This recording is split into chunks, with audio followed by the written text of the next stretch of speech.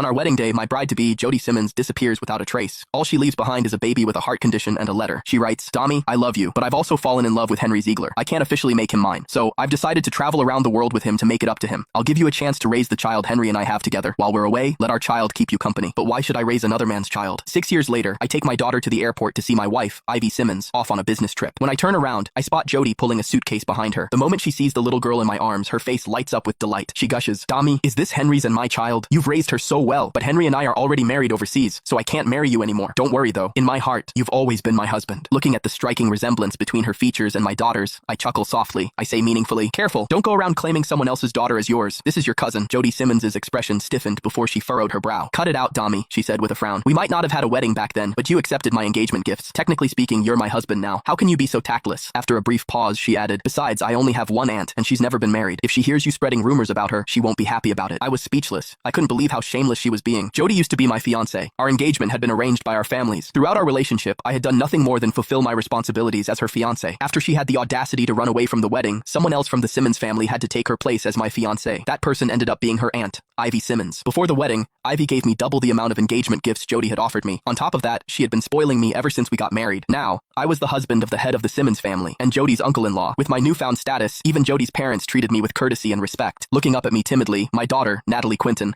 tugged on my sleeve and asked, Who's this, Daddy? I've never met her before. I ruffled Natalie's hair and paid no attention to Jody. Then, I turned and started to head toward the parking lot. You can't leave! Jody stretched out her arm to block my way. Henry Ziegler quickly stepped forward as well. He reached forward with his rough, calloused hand and pinched Natalie's cheek. I'm your actual dad, sweetie, he said. Would you like to come home with me? Your mother and I will take you out for something delicious. Don't touch her! I snapped. I immediately pulled Natalie into my arms and took 2 steps backward. Henry had pinched her cheek so hard that it had already turned red. Feeling frightened, Natalie buried herself in my embrace and cried, Daddy, I'm scared! Henry's eyes instantly welled up with tears. Choking back a sob, he said, I'm your father, sweetie. Turning toward Jody, he continued, Is Damien still angry at me for what happened, Jody? Is that why he deliberately told the kid not to acknowledge me as her father? Jody frowned and reached over to yank Natalie away from me. Stop being so ungrateful, Damien Quinton, she barked. Henry is her biological father. Why won't you let him touch his own daughter? Have you lost your mind? Give Natalie back to him right now. If you like children so much, we can always have another one later, she added, as if she was doing me a huge favor. The look on her face made me sick. If your eyesight is failing you, go get yourself a pair of glasses, I spat coldly. Natalie is my daughter. She has nothing to do with you or Henry. The child you left behind all those years ago is long gone. She didn't even have a proper name, so your parents sent her to an orphanage, I said. That's enough, Jody snapped, cutting me off. She continued, Back then, Henry and I left our child with you while we traveled around the world. I know you're still angry about that, but Henry is her biological father. Give the kid back to him. Once her words fell, she shoved me aside and snatched Natalie out of my arms. Natalie frantically struggled against her hold. Her face turned bright red as she screamed, Let me go, you bad lady. Jody, however, turned a deaf ear to her cries and immediately handed her over to Henry. Henry handled Natalie roughly,